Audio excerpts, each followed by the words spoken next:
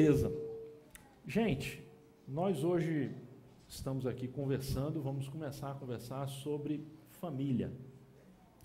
Acho que ainda está dando uma microfoniazinha aí, né? De repente pode abaixar um pouquinho o volume que melhora. Beleza. Não sei quantos aqui viram um tempo atrás esse filme, que você vai ver ali o cartaz. Vou pedir a ajuda da Carol ali, minha parceira hoje aqui na nossa apresentação. Não sei quantos viram esse filme, O Impossível. Quantos aqui assistiram esse filme aí? Levanta a mão para ver. Uma boa galera aí viu esse filme, né? Alguns viram, outros choraram mais do que viram e tal. Então, esse filme é bem impressionante. Ele conta a história de uma família que estava hospedada num hotel, num resort de luxo na Tailândia, quando aconteceu, naquele Natal de 2004, a famosa tsunami, né? O famoso tsunami. E aí, então, esse filme é a história dramática, porque ali no meio daquele turbilhão todo, cada um foi para um lado e depois de uma longa peregrinação e de uma forma milagrosa, eles conseguiram se reencontrar numa cena de total caos absoluto que foi ali no país. E o filme é bem emocionante, história real, né? Essa família ela existe na realidade e ainda hoje ela dá palestras ao redor do mundo inteiro contando essa história. É bem interessante, é uma família espanhola. E é muito interessante a história de sobrevivência dessa família. Eu estou colocando essa história aqui, esse filme, relembrando a história desse filme, para falar sobre também um tsunami, sobre uma onda. E é uma onda que tem vitimado milhares e milhares de famílias ao redor do mundo inteiro. Famílias que, infelizmente, não têm tido a mesma sorte daquela família do filme Impossível. Aquela foi uma família sobrevivente. Mas muitas e muitas famílias ao redor do mundo não têm tido a mesma sorte e têm sido destruídas por essa onda gigantesca. É uma onda que tem assolado as famílias já há muito tempo, e principalmente no nosso tempo tem se tornado cada vez maior. E a gente tem alguns dados aqui para mostrar para vocês sobre essa onda. É uma onda terrível. Para você ter uma ideia, a gente tem aqui dados do IBGE. Quem me ajudou com isso foi o grande César. Infelizmente ele não está aqui hoje, né? O César casado com a Lucila. Ele é professor lá do IBGE e ele me deu uma força aí com alguns dados. Esses dados mostram as taxas de casamento, de matrimônio. Então você está percebendo que de 2002 a 2012 subiu o número de casamentos no Brasil. E subiu na taxa de 23% o número de casamentos. Ou seja, as pessoas estão casando mais. Isso é sintomático, mais tarde um pouquinho a gente vai falar sobre isso. Mas nós temos em seguida o gráfico do número de divórcios. Você percebe que enquanto o número de casamentos subiu em torno de 23%, no mesmo período o número de divórcios subiu quanto? 108%. É verdade que em 2010 houve ali um marco, porque houve uma mudança na lei que facilitou as pessoas divorciarem. Então, mais ou menos como a gente estava vendo ali naquele filminho, hoje é muito fácil. Quando você casa, você já pode deixar o negócio andado já para você divorciar, e aí deu um boom, mas se você pegar nos últimos 20 anos, a taxa é superior a 200%. Em outras palavras, a gente tem um crescimento maior do número de divórcios do que o crescimento do número de casamentos. Isso diz alguma coisa. Isso revela uma onda que existe nos nossos tempos, nos nossos dias. Eu tenho um outro dado que foi extraído da revista super interessante, uma revista secular, não estou falando de uma revista cristã, que revelou que 15% das mulheres e 65% dos homens brasileiros já tiveram ao menos uma experiência sexual fora do casamento. Então você imagina o que é uma estatística como essa, e o que isso pode gerar em termos de destruição na família, porque pressupõe-se que a família é um ambiente de compromisso, de aliança, de exclusividade.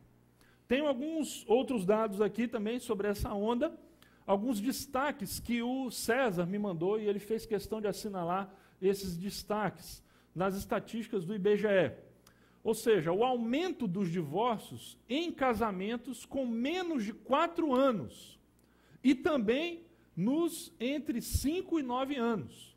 Então, a taxa de divórcios por tempo de casamento, a faixa que mais aumentou foi justamente a dos casamentos até 4 anos. Então, hoje, as pessoas estão se separando mais justamente nos primeiros anos. É algo preocupante. Temos uma outra informação. Esse movimento é mais intenso ainda na cidade do Rio de Janeiro. Olha só o que ele pegou especificamente na nossa cidade. Em 2013, 6,7 vezes mais pessoas se divorciaram com menos de 4 anos de casamento em relação a 2003. Em outras palavras, em 2013, foram 534 divórcios contra 80 em 2003. Houve um crescimento anual de 20% no número de divórcios desse grupo, enquanto o crescimento anual total foi de 9,4%. Veja o que esses dados dizem. Vamos lá, o próximo destaque aqui. No mesmo período, as pessoas com mais de 20 anos de casadas se divorciaram no Rio de Janeiro 2,1 vezes mais do que o número do Brasil como um todo. Se divorcia mais no Rio de Janeiro do que em outros lugares. E você sabe onde é o lugar do Rio de Janeiro onde nós temos a maior porcentagem de pessoas sozinhas, divorciadas? Copacabana. Isso é preocupante, porque nós estamos aonde? Em Copacabana, um dos lugares do Brasil onde nós temos a maior taxa de divórcios do Brasil. Então você está percebendo, essa tsunami, ela chegou com força aqui na praia de Copacabana. Ela está avançando. Nunca, talvez vocês viram uma tsunami em Copacabana, mas essa tsunami é invisível. E ela está vindo e ela está destruindo os lares.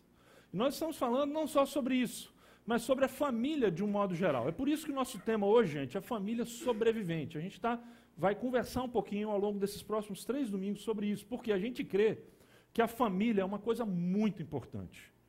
Eu tenho aqui uma frase de um cara que foi presidente dos Estados Unidos, Theodore Roosevelt, e ele disse o seguinte: nenhum sucesso na vida, ser presidente de uma nação, ser rico, frequentar faculdade, escrever um livro, ou qualquer outra coisa, é capaz de sobrepujar o sucesso do homem que tem a sensação do dever cumprido e cujos filhos e netos se levantam e o chamam de abençoado. Em outras palavras, nenhum sucesso que você possa vir a ter na vida é capaz de compensar o fracasso na sua família. Se você for um fracasso na sua família, você pode ter tudo e ao mesmo tempo você vai ter a sensação de não ter nada. A pergunta é, de que adianta ter tudo se você não tem ninguém? Porque muitos buscam o sucesso, querem tudo. E muitas vezes conseguem tudo. A questão é, quando você chega a ter tudo, ou ter aquilo que você sonhou para a sua vida, com quem que você vai celebrar esse tudo? Muitas vezes, a família e os relacionamentos ficam pelo meio do caminho. A gente tem aqui uma frase que eu queria colocar, pode passar. A família é a comunidade onde podemos celebrar as vitórias e chorar os fracassos. A família é o seu time. Quando você se aposentar, é com esse time que você vai passar o resto dos seus dias. É esse o time. A família é o lugar onde você pode celebrar as suas conquistas. E veja, é muito ruim celebrar uma conquista sozinho, não é? Você já imaginou você ter uma grande vitória, ter uma grande notícia na sua vida, algo na área talvez profissional, ou na área da saúde, enfim, tem uma celebração, e você não tem com quem comemorar. Você não tem com quem celebrar.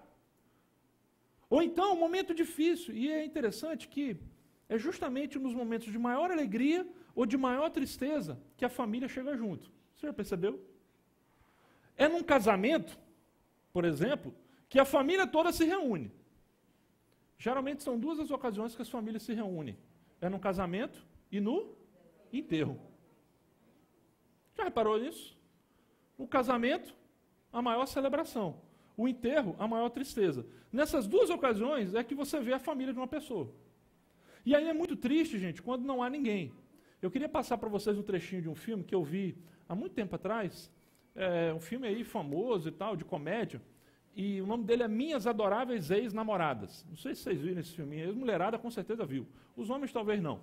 Mas é filme de mulher. Então, é o seguinte. Esse filme conta a história de um camarada que era muito mulherengo. Muito. Ele não queria saber de compromisso com ninguém, namorava com todas ao mesmo tempo, tinha várias mulheres, e aí ele vivia nesse ciclo interminável de namoro, de mulher aqui, mulher ali e tal. E aí, um belo dia, ele tem um confronto, porque uma das suas ex-namoradas, ela surge na forma de um fantasma na vida dele. E aí essa mulher vai levar ele para ver o que ele estava causando na vida dessas mulheres que ele simplesmente usava e descartava. E uma das cenas é muito interessante, porque essa mulher, esse espírito dessa mulher, leva ele para ver o próprio funeral dele. E veja só o que acontece. Vamos dar uma olhadinha aqui?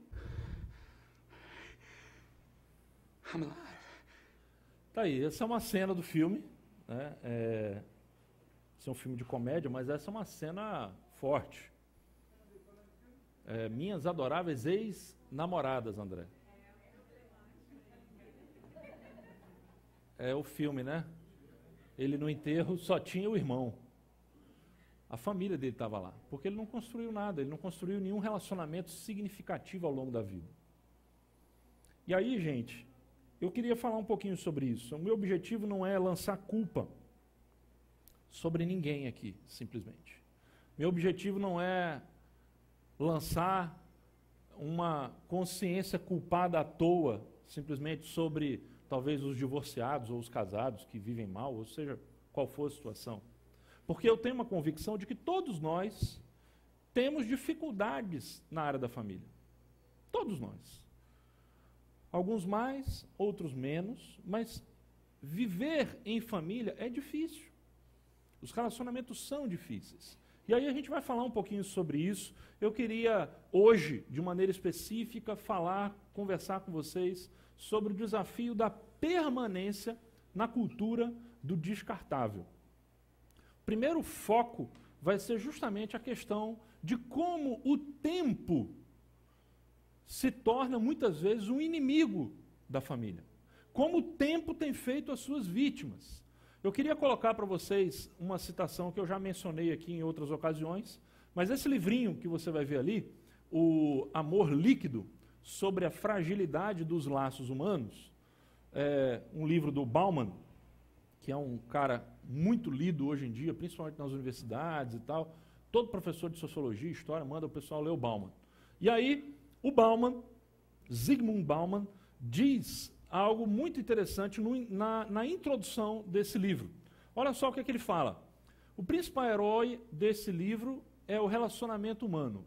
Seus personagens centrais são homens e mulheres, nossos contemporâneos, desesperados por terem sido abandonados aos seus próprios sentidos e sentimentos facilmente descartáveis. E veja o que ele diz. Ansiando pela segurança do convívio e pela mão amiga com que possam contar no momento de aflição, desesperados por relacionar-se. Assim é a sociedade hoje, desesperada por relacionar-se. No entanto, olha o que ele vai dizer, veja só.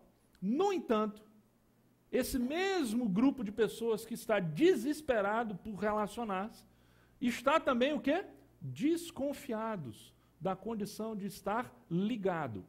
Em particular, de estar ligado permanentemente, para não dizer eternamente, pois temem que tal condição possa trazer encargos e tensões que eles não se consideram aptos, nem dispostos a suportar, e que podem limitar severamente a liberdade de que necessitam para, sim, seu papel está certo, relacionar-se. Ele cria aí um argumento em círculo. Ele está dizendo o seguinte: existe um paradoxo, uma contradição na nossa sociedade hoje. Que, por um lado, as pessoas estão, e aqui o próximo slide vai mostrar isso de uma maneira muito clara, de um lado, a gente hoje vive essa situação de não conseguir viver com o outro. A ideia do relacionar-se para sempre é algo difícil.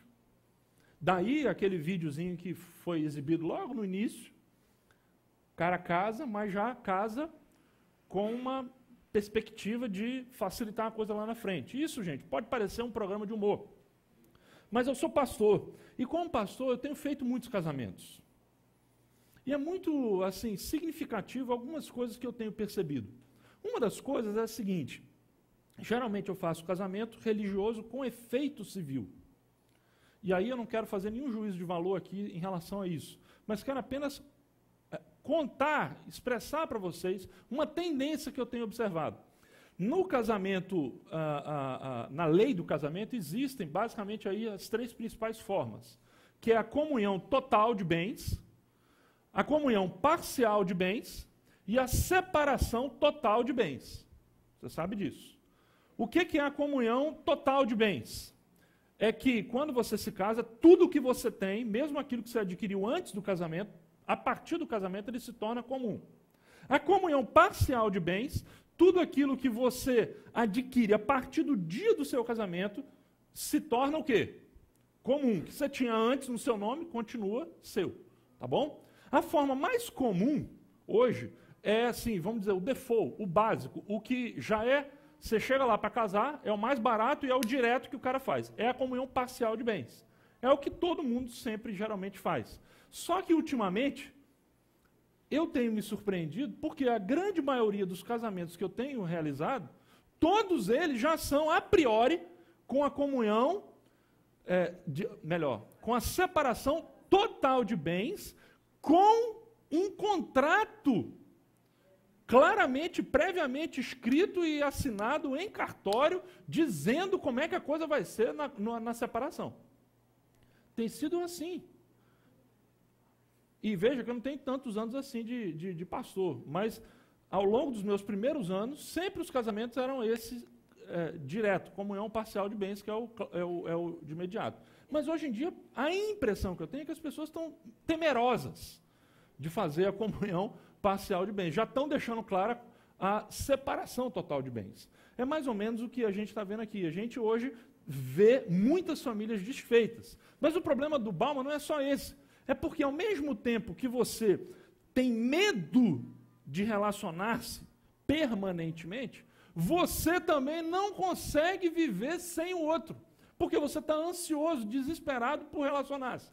Então, ao mesmo tempo que você não consegue viver com o outro, você também não consegue viver sem o outro. Daí, talvez, se explique por que o número de casamentos continua a crescer. Por que as pessoas continuam casando, sabendo que o negócio não está fácil para ninguém? Porque as pessoas querem casar, elas querem se relacionar. Só que, ao mesmo tempo, elas não sabem como se relacionar. E não aguentam se relacionar. Então, é aquele negócio. É atração e repulsão. Como diria um cantor lá da terra, né? Da minha terra, porque eu morei lá, viu, o Neto? Lá em Recife, morei muitos anos lá, e tem um cara que fala entre tapas e beijos. Né? E aí, é assim. De um lado, a gente pode dizer aqui que é o desafio da permanência. Conseguir conviver com o outro. Mas, ao mesmo tempo, tem o desafio da convivência. Porque a questão, gente, não é só o fim da família. A questão é como a família está. Porque tem muita família que não se separa, mas que vive um verdadeiro inferno. Que vive a indiferença. E os anos vêm e eles tornam a intimidade em indiferença, muitas vezes. Então, estão casados, mas estão distantes. A gente tem um poema aqui do Veríssimo, que diz o seguinte: o tempo. O amor tem 1000 inimigos, mas o pior deles é o tempo. O tempo ataca em silêncio. O tempo usa armas químicas. O tempo captura o amor e não mata na hora. Vai tirando uma asa, depois a outra. É o que muitas vezes acontece na realidade da família. O amor vai se esfriando, a intimidade vai se transformando em indiferença, o respeito vai indo embora, e daqui a pouco existe uma convivência que só existe por causa da necessidade, mas não existe mais nenhum tipo de elo de afeição ali naquela casa. Então, eu queria falar hoje, conversar com vocês para responder essa pergunta. Como a família pode resistir ao desgaste do tempo? Como que a família pode resistir? E para isso, gente, vocês estão vendo aqui que o nosso cenário, nessa série nós estamos aqui em casa. Isso aqui é uma sala de estar e todos os domingos a gente vai bater um papo aqui porque a gente quer trocar experiências e a gente quer fazer, não disso aqui, um momento de um sermão, mas um momento de um diálogo, de um debate. E a gente hoje chamou um casal muito especial, pelo menos para mim, né, para estar com a gente, porque eles têm muito a nos ajudar a entender e a responder essa perguntinha aqui. Como a família pode resistir ao desgaste do tempo? E vocês vão entender por quê. Eu queria chamar então meu pai e minha mãe, como na musiquinha do Jô Soares, não tem a musiquinha aqui, mas vamos bater a salva de palmas aqui para recebê-los. Nossos convidados de hoje, por favor, pode se sentar aí. Pode pegar o microfonezinho ali, por favor. Pode sentar aí. Olha aí, vamos lá. Pedir a Kátia para trazer, por favor, uma aguinha, Kátia, para os nossos convidados. Certo? Para mim também, por favor. Isso, beleza. Muito bem. Enquanto eles estão aqui relaxando, descansando, né, pagando mico aqui, eu vou querer que a gente assista aqui um vídeo. É um vídeo bem bacana que fala sobre esse desafio da permanência. Vamos dar uma olhada aqui, eles vão ver também, a gente vai comentar esse vídeo depois, tá bom? So we're all in our 60s, that's kind of the theme of this thing, and we've all been married a long time, like 42 here. 37 coming Dá o up. blackout. Blackout. 37 coming up. All to the same woman. That's, yes. Husband of one wife. It is a precious thing. So a key of longevity. I read Bonhoeffer the other day, and I tweeted about it, I think, and he said to a couple he was marrying, the covenant from this day forward sustains the love, not the love, the covenant. And I, at 42 years of marriage, feel very strongly that needs emphasizing, that romance and falling in love is a beautiful thing, and re-falling in love again and again is important. And that re-falling in love after seasons of pain can be sustained only if you elevate covenant above those affections and that romance. So that's kind of my main message to the younger fellas and gals who would say, what do you want to tell us about our marriages? And I would want to say, you have covenanted, and God has created, God has united this, and you have covenanted. That covenant exists. It exists. Your affections, they exist, and then they don't exist. You get angry, and then you don't get angry. You feel so mad, you'd wonder, where did all that affection go? And that can be reborn because there's this massive platform. In popular terms, I heard that on British TV when I was doing doctoral studies in the early 70s. There was this old man who was being interviewed who had been married for something like 60 years or 65 years, and his wife was there with him. And the interviewer was saying, during all this time, haven't you ever considered divorce? And he bristled. Divorce? Divorce? Never, never. Murder often, divorce never. No, obviously you can make that sound ridiculous, but it's got a point. It does have a point. It does have a point. I agree. You know, Lewis Smedes wrote an article called "The Power of Promising" in Christianity Today back in the '80s, and he was already up there in age. And he was talking about his marriage promise, and he said, "My wife has been married to 5 men. Every one of them has been me." And he says the one thing, the thread that kept all 5 of them together is my promise. My promise is I will be there for you, I will be faithful to you. And he's trying to get across the fact that you change, your spouse changes, and it reminds me a little bit of Stanley Hauerwas, who says you always marry the wrong person, which means even if you think you're marrying the right person, marriage is such a big deal that once you actually get together, you start to change each other. And so the basis of your marriage can't be the feeling, and the basis of your marriage can't even be we're just kindred spirits, because your spirits will go in and out of being kindred. The thing that keeps it is the promise. I made a promise. I've made an appointment with you in the future to be your husband every year. I think you're absolutely right. It's a covenant. Yeah, and we've got to go because each of us has things to do here. But I would just underline, if that sounds too duty-oriented for people, that's the ground in which the flower grows. That's the ground. Because if you're in a season right now where the flower is wilted, and you think the solution is to pull the plant up, that's not the solution. The ground of covenant, the ground of promise, the ground of no divorce, maybe murder, But no that's the ground where it can reflourish, and it does. I just testify from 42 years that falling in love with my wife again and again is a very beautiful thing. And ideally, that is nurtured, at least in part, by grounding marriage itself in Scripture in a big framework. Yep. We're made by God and for God. This is His design, not my design.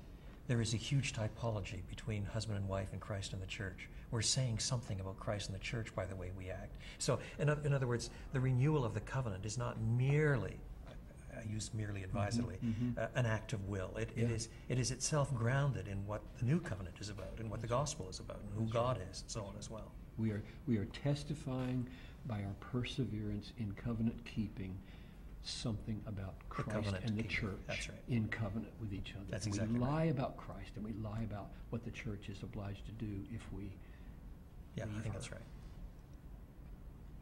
If we're talking We're more done. about marriage, I'm going to cry. Muito bem.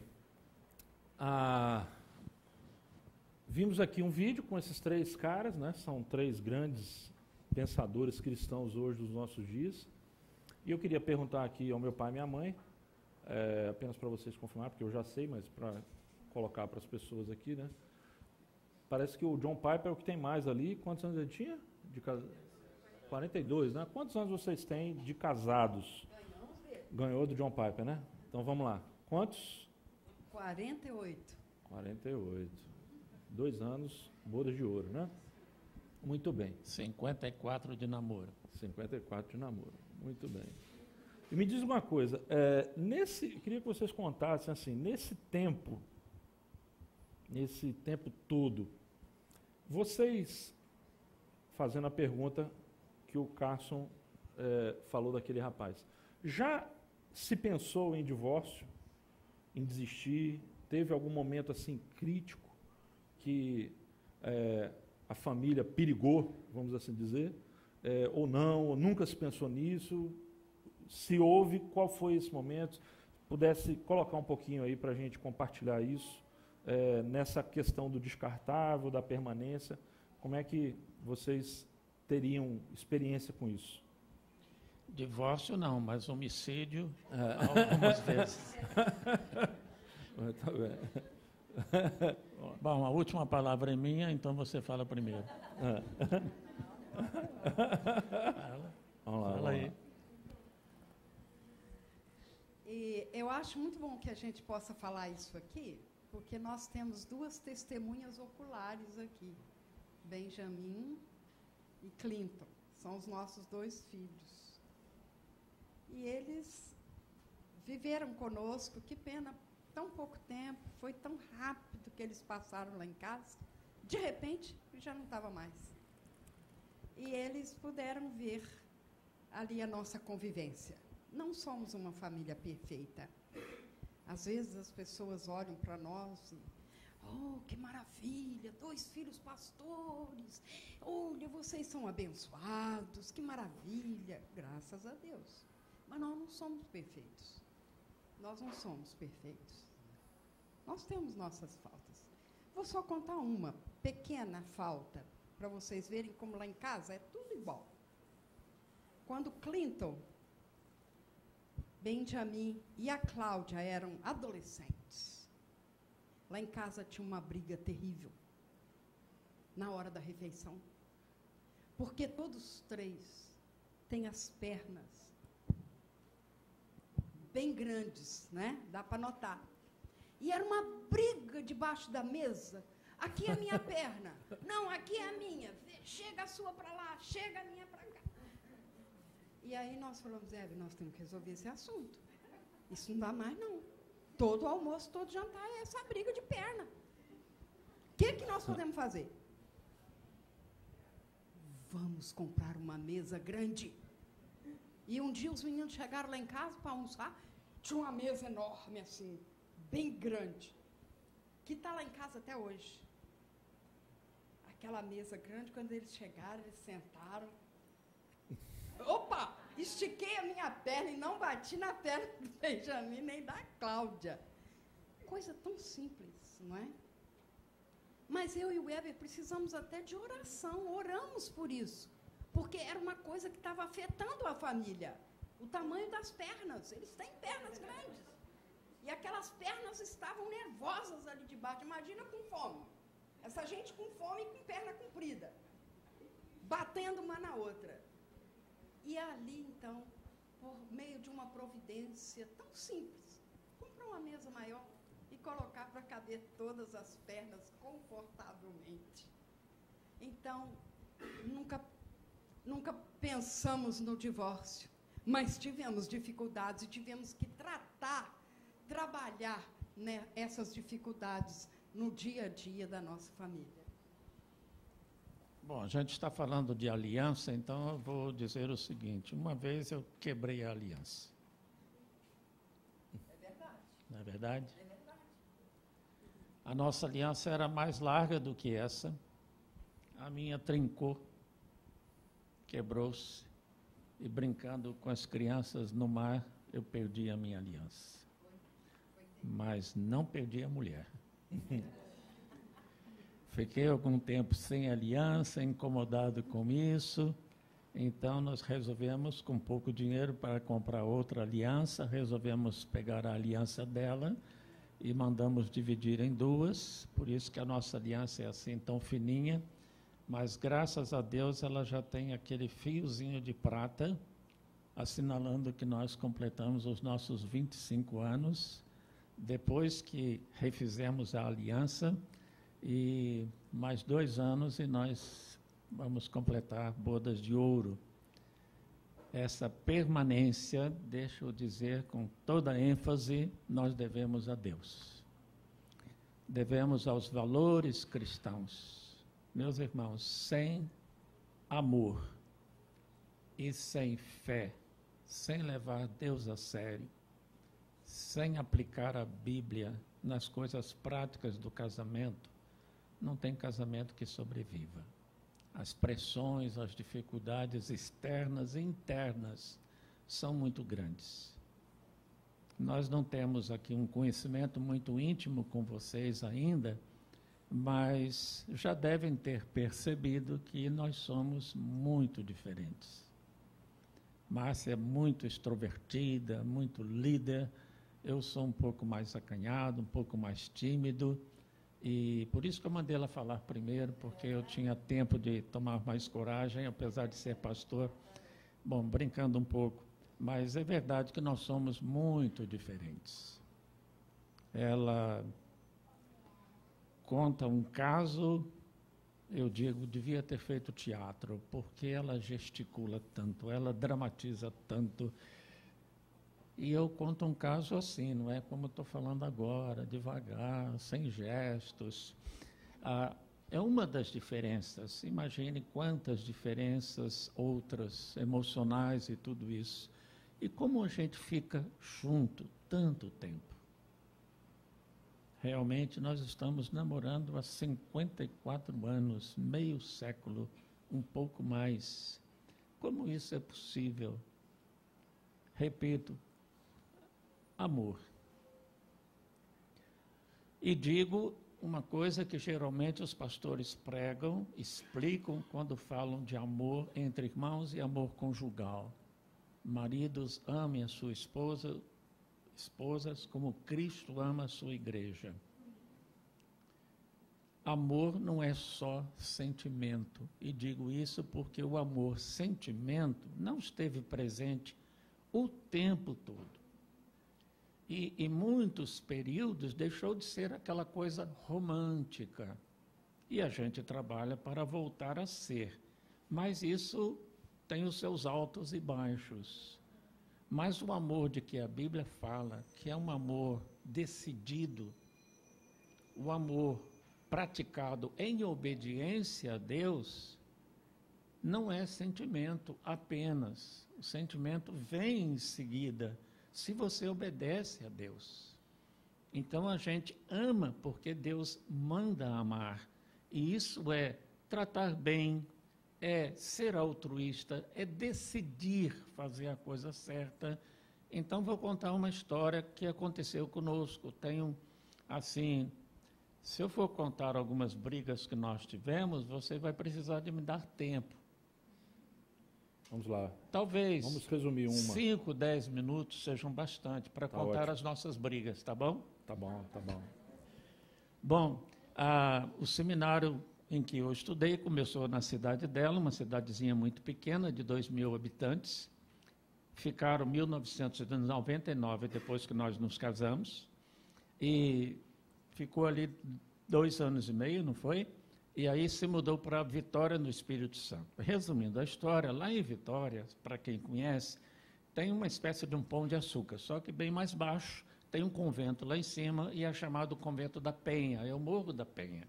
Fica na Praia da Costa, na cidade de Vila Velha, que é contígua à Vitória, e tem uma vista muito linda. Enfim, é romântico, é bonito subir ali a pé, uma via interessante no meio da floresta.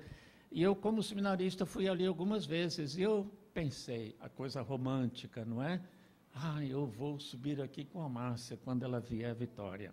E ela foi a Vitória para a minha formatura no seminário. E eu com aquele sonho de subir ao Convento da Penha com a Márcia. Eu tinha lá algumas amigas, e uma muito especial. E, bom, podia ter subido com ela e não quis fazê-lo, porque eu quis reservar esse passeio bonito para ir com a minha namorada. Ela tem um pouquinho de ciúme dessa moça, etc. A gente até se vê hoje, não é, no Facebook. Bom, o que aconteceu? Ela foi para a minha formatura com um grupo vocálico de moças e rapazes, dirigido pelo pastor da igreja de Alto Jequitibá, Minas Gerais. E ela, jovem, casou com 18, um ano depois, tinha 17 anos, menina ainda, não é? E, bom, enturmada com aquele grupo do conjunto, ela preferiu ficar com o grupo. E me deu o bolo, não subiu do Convento da Penha comigo. Eu tinha romantizado aquilo. Fiquei muito triste, fiquei magoado. Olha, essa história rendeu. A minha ordenação para o pastorado aconteceu na cidade de Campos, a minha cidade, poucas semanas depois. Ela não foi.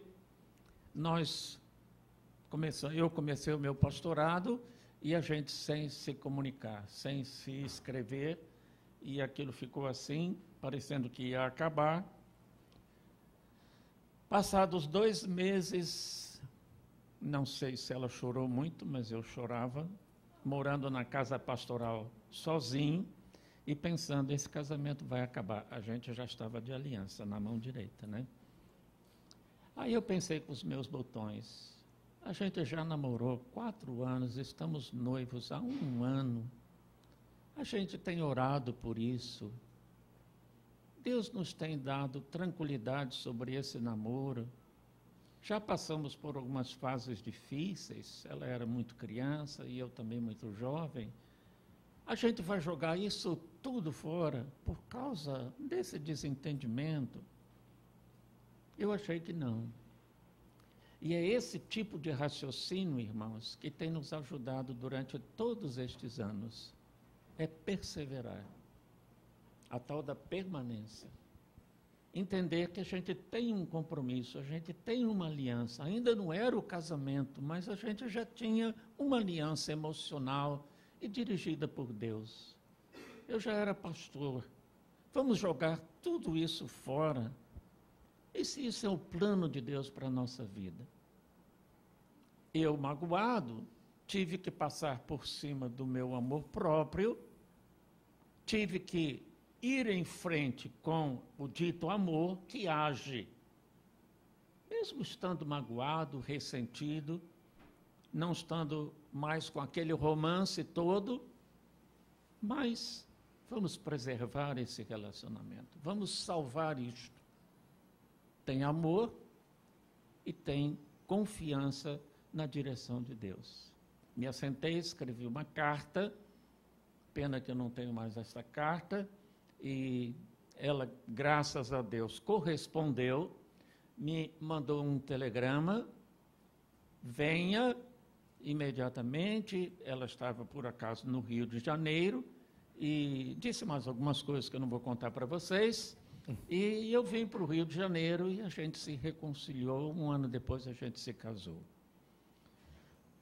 Algum tempo depois, justamente pouco antes do Benjamin nascer, nós tivemos um desentendimento ainda mais sério, não por nossa culpa, não por desentendimento entre nós, mas por causa de uma interferência externa, que, aliás, por causa disso, eu deixei o pastorado da igreja em Recife, para não criar problema, as pessoas não sabiam, mas poderiam vir a saber.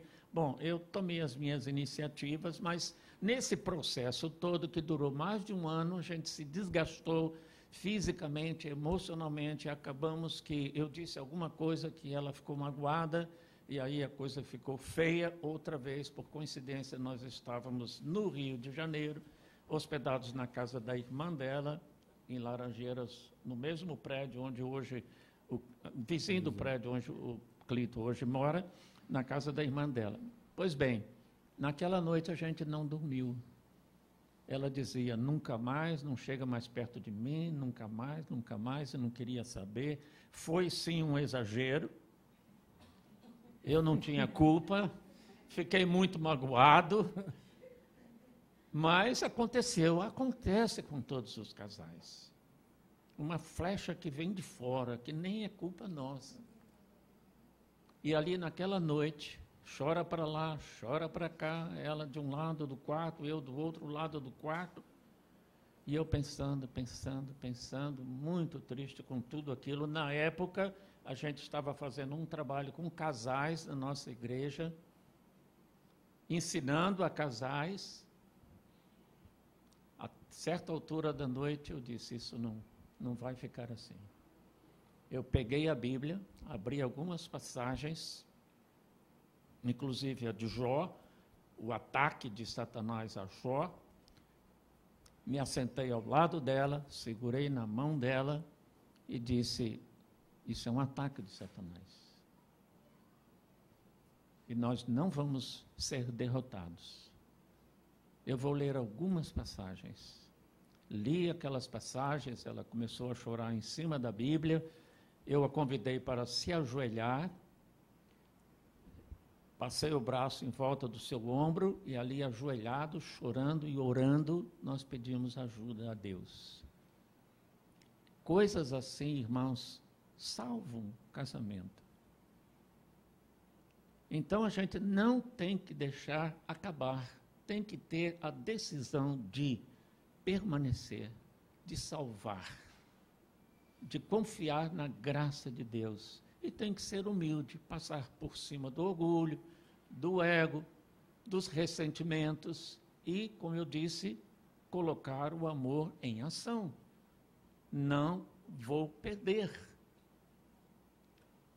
O dia amanheceu, nós estávamos em paz, pegamos o avião de volta para Recife.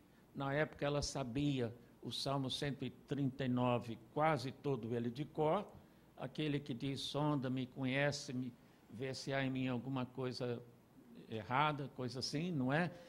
Graças te dou, porque de modo assombrosamente maravilhoso me fizeste. É um salmo muito lindo. Então ela ficou recitando o salmo no avião, baixinho, e depois começamos a cantarolar. Um homem que lia o jornal ao lado começou a nos olhar assim meio desconfiado, esse casal é meio maluco, muito religioso, etc. Mas nós estávamos assim, em comunhão com Deus, cantarolando esses nossos cânticos e recitando o salmo de cor. Para terminar essa história,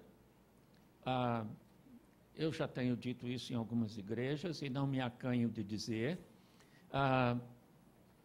ficamos muito bem, daí um mês, 2 meses, não sei bem, a Márcia começou a se sentir meio assim, diferente, meio mal, um pouco enjoada, não é?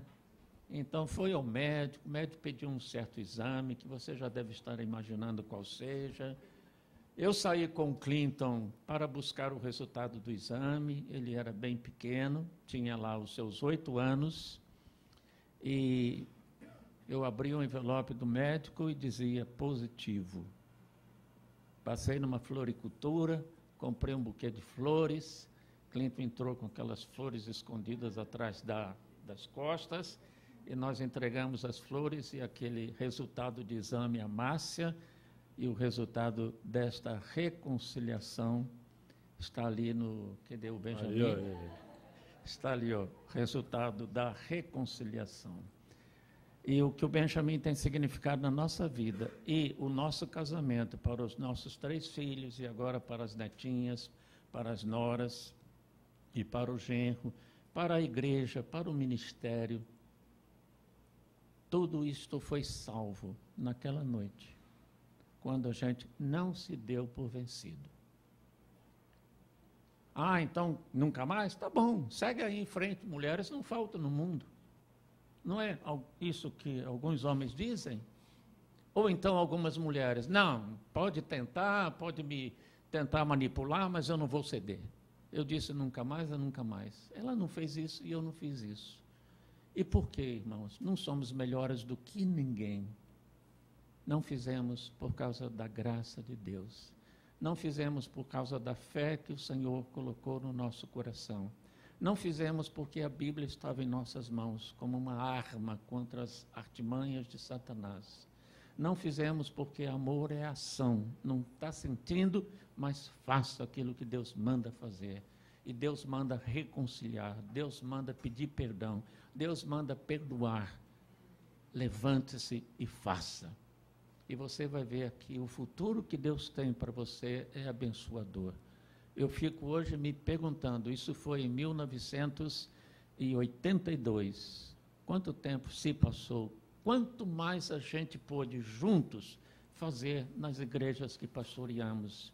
Que exemplo nós deixamos para os nossos filhos? É outra coisa que eu posso mencionar. Não haver um divórcio na família já é um ponto a mais, irmãos. Já ajuda muito. Então, quando você estiver em vias de desistir, lembre-se, tem filhos, evite por eles. Agora, se aconteceu, é preciso ressalvar isso. Como o Clinton já disse, a gente não está lançando pedras, não está acusando ninguém, a gente não está desestimulando ninguém, mas estamos dizendo para aqueles que podem ainda evitar, evite. Tenha fé, pratique o que a Bíblia manda, permaneça, salve, porque vale a pena. E se não aconteceu com um de vocês ou alguns de vocês, sabe aquela coisa do segundo plano de Deus? Deus sempre tem uma carta na manga. Deus sempre perdoa, Deus sempre ajuda, Deus sempre tem outras graças para você. Então procure fazer o melhor da sua vida. Um novo relacionamento, então, encare esse novo relacionamento dessa outra maneira, que é a maneira como a Bíblia nos ensina. Eu queria pegar esse gancho para a gente concluir. A gente está ouvindo aqui uma experiência, né, algumas experiências de como foi possível superar as diferenças e perdoar no relacionamento conjugal.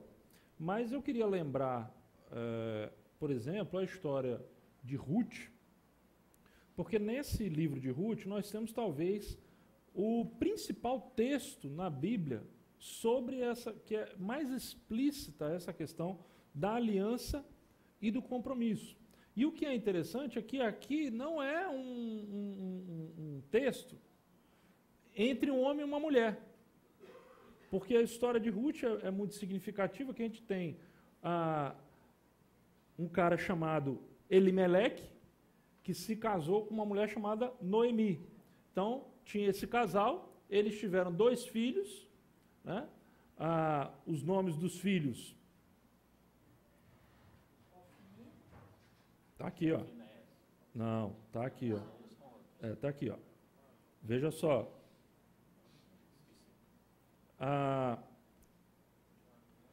Morreu Elimeleque, marido de Noemi, isso. E ela ficou sozinha com seus 2 filhos. Eles se casaram com mulheres moabitas, uma chamada Orfa e outra Ruth.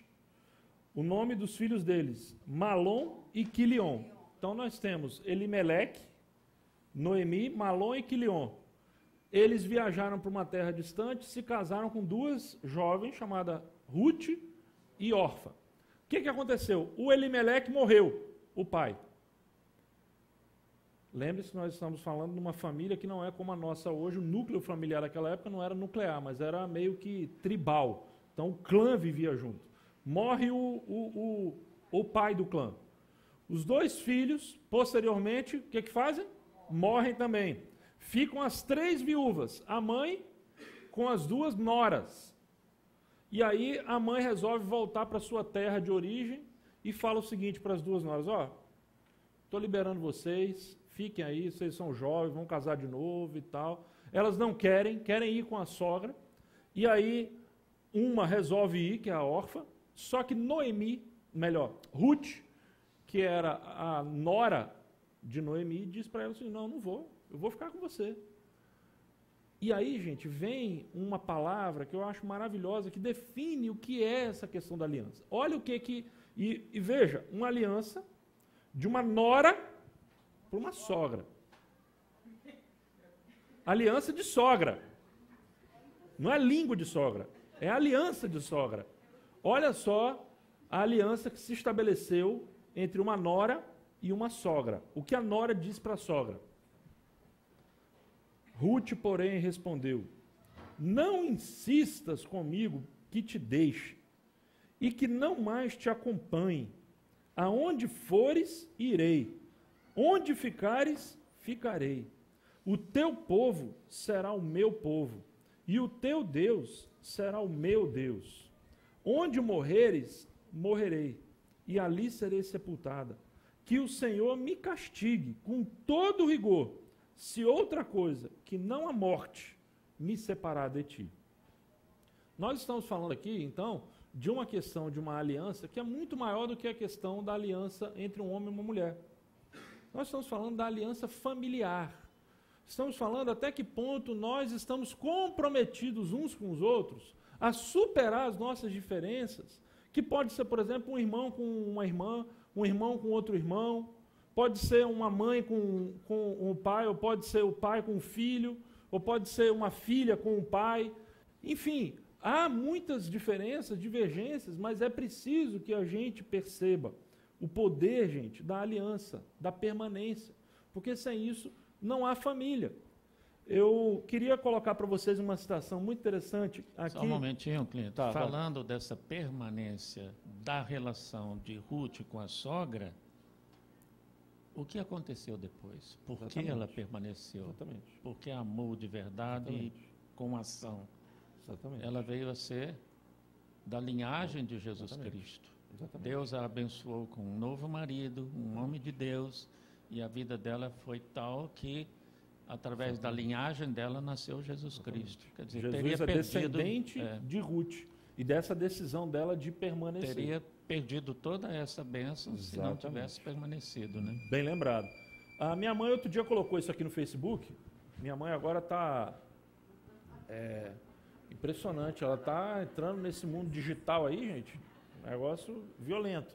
E ela colocou isso aqui: como vocês conseguem manter um casamento que já dura 65 anos? Meu filho, nós nascemos em uma época em que, quando algo quebrava, éramos ensinados a consertar e não a jogar fora.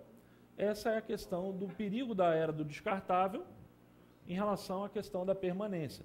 E eu quero colocar, para a gente encerrar, uma frase, um textinho rápido aqui, do Stephen Kennedy, nesse texto chamado Contrato de Casamento. É um texto muito bacana, você pode depois pegar na internet, digita lá, Stephen Kennedy, Contrato de Casamento. Nesse texto tem esse pedacinho aqui, que eu acho muito bacana. Olha o que ele diz: quando você promete amar alguém para sempre, está prometendo o seguinte: eu sei que nós dois somos jovens e que vamos viver até os 80 anos de idade. Eu sei que fatalmente encontrarei dezenas de mulheres mais bonitas e mais inteligentes que você ao longo de minha vida. E que você encontrará dezenas de homens mais bonitos e mais inteligentes que eu. É justamente por isso que prometo amar você para sempre e abrir mão desde já dessas dezenas de oportunidades conjugais que surgirão em meu futuro. E aí ele vai dizer o seguinte, pode colocar: o objetivo do casamento não é escolher o melhor par possível mundo afora, mas construir o melhor relacionamento possível com quem você prometeu amar para sempre. Um dia vocês terão filhos e, ao colocá-los na cama, dirão a mesma frase, que irão amá-los para sempre. Não conheço pais que pensam em trocar os filhos pelos filhos mais comportados do vizinho. Não conheço filho que aceite de início a separação dos pais e, quando estes se separam, não sonhe com a reconciliação da família. E aí ele conclui dizendo: nem conheço filho que queira trocar os pais por outros melhores. Eles aprenderam a conviver com os pais que têm. Casamento é o compromisso de aprender a resolver as brigas e as rusgas do dia a dia de forma construtiva, o que muitos casais não aprendem e alguns nem tentam aprender.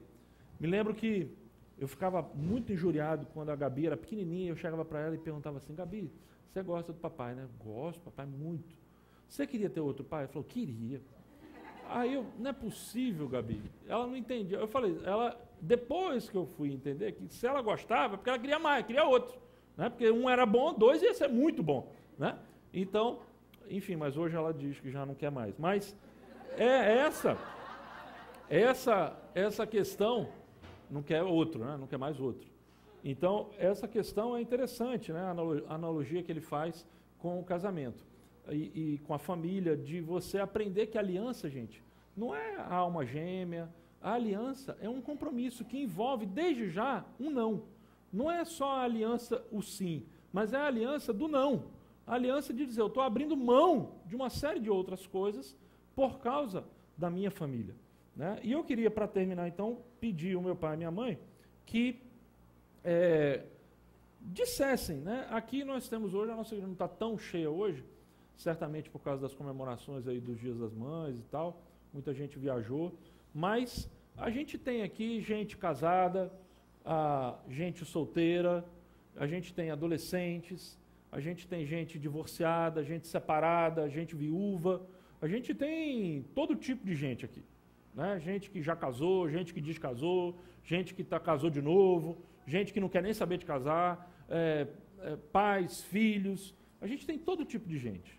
Que tipo de conselho, se fosse bem assim, objetivo, curto e grosso assim, que conselho vocês dariam para as famílias que estão aqui presentes hoje, nessa dimensão do desafio, não só da permanência, mas um desafio da convivência, de conviver bem, de não apenas estar junto, mas estar junto bem.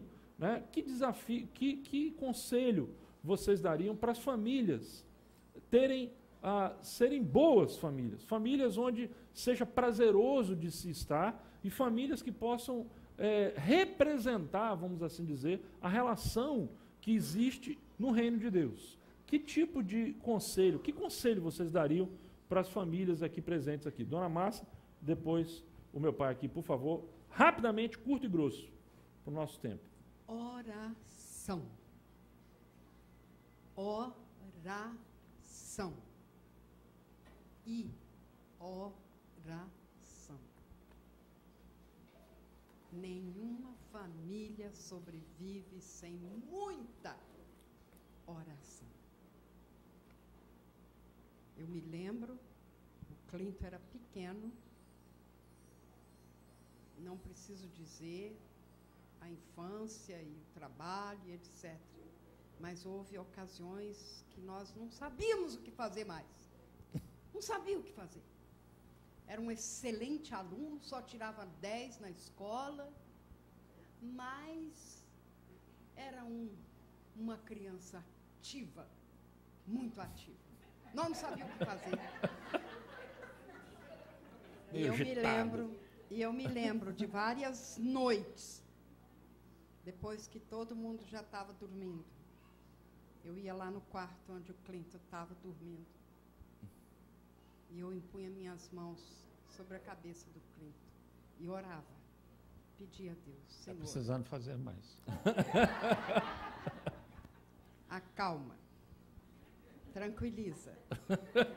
Senhor, opera maravilhas. Isso parece brincadeira, gente. Mas faça para você experimentar.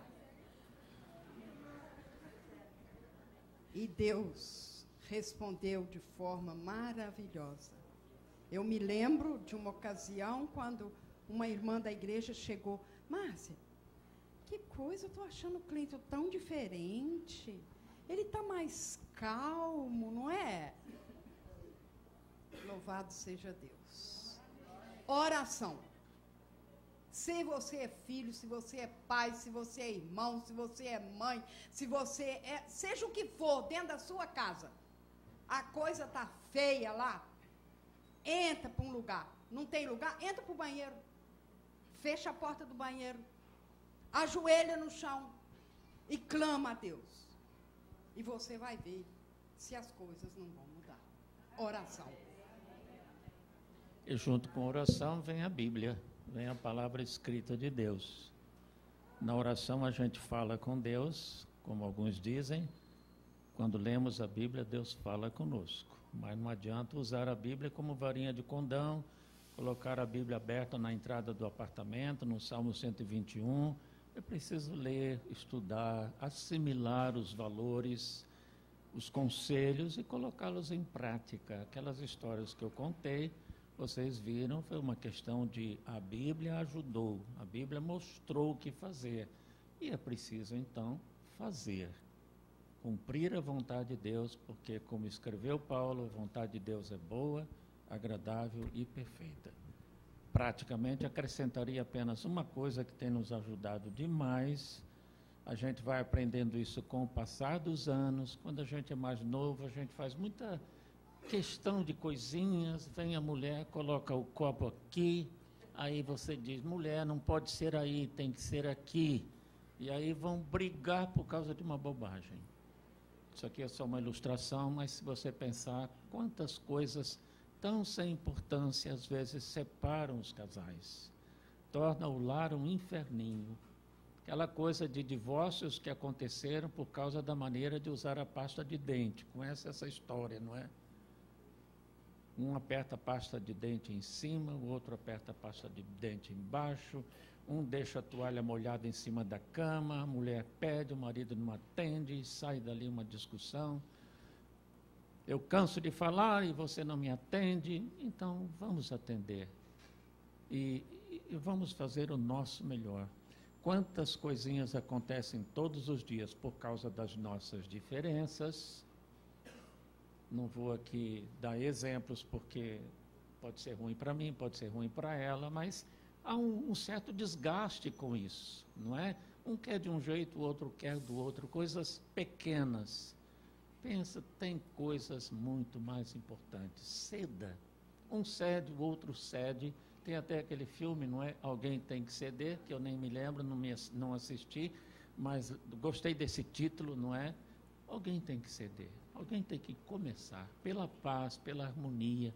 E a gente até vai rir depois dessas diferenças, dessas questiúnculas. que são pequenas, mas vão se acumulando, acumulando e acumulando. Deus nos abençoe. Muito bem. Eu me lembro, né, quando eu era seminarista e eu estudava lá no Meia. Às vezes eu tinha que sair cedinho de casa e tal. E eu me lembro, muitas vezes eu saía de casa cedinho, 6 e pouco da manhã para ir para o seminário. E eu passava na porta, no corredor, eu via. Meu pai e minha mãe estavam lá, a porta fechada. Não é isso que você está pensando que eu ouvia, mas eu ouvia o meu pai e a minha mãe orando. E às vezes eu ficava ali ouvindo, né, vendo alguma coisa e tal, e eles oravam por mim, oravam pelo meu irmão, oravam pela minha irmã. Principalmente por você. Principalmente por mim, demorava mais um pouco, né? Tinha que ter uma carga mais forte aí. Então, essa questão da oração, né, da gente realmente orar uns pelos outros na família. Você que é filho, orar pelo seu pai, pela sua mãe, pelo seu irmão. Você que é mãe, ore para o seu filho, né? E a gente viver nessa dimensão. E a outra é a questão realmente da palavra. Meu pai colocou aqui. Me lembro de um texto que eu mencionei há pouco tempo atrás aqui na igreja, do Tozer, que foi um dos últimos textos que esse cara escreveu. Ele foi um grande pensador e ele diz o seguinte, o título do texto, a autoridade decrescente de Cristo nas igrejas. E nesse texto ele diz que muitas vezes Cristo, ele tem a mesma autoridade de uma rainha da Inglaterra, por exemplo. Ou seja, nenhuma. A gente festeja, celebra o nome, louve a rainha e tal, mas no fundo, na prática, ela não tem autoridade nenhuma. É uma monarquia que é apenas para inglês ver, né? Literalmente. E aí a gente, muitas vezes, Cristo, a gente louva o nome dele, celebra, diz que ele é o rei, canta músicas, mas na prática, a gente não obedece o que ele diz. A gente não cumpre as suas palavras. E talvez aí seja coisa talvez tão importante quando Jesus disse, ali no final do Sermão do Monte, aquele exemplo da casa construída na rocha e na areia. E ele diz, olha, o homem prudente que construiu a casa na rocha é o que ouve e pratica. O que só ouve, mas não pratica, é o quê? É um insensato. Ele está construindo a casa dele na areia. Na hora que bater o tsunami, o que vai acontecer? A casa vai cair, é um castelo de areia. Então, o objetivo, gente, dessa série é a gente pensar sobre como a gente pode construir casas à prova de tsunami. Casas, famílias que possam resistir no dia mau. Porque no dia bom, resiste, mas no dia mau. Então, a gente vai estar falando sobre isso também mais no próximo domingo. Quero terminar. Vou pedir meu pai que faça uma oração pelas famílias aqui presentes. E logo depois eu vou chamar o Benjamin, porque a gente vai ter uma homenagem às mães aqui. Tá bom? Então, vou pedir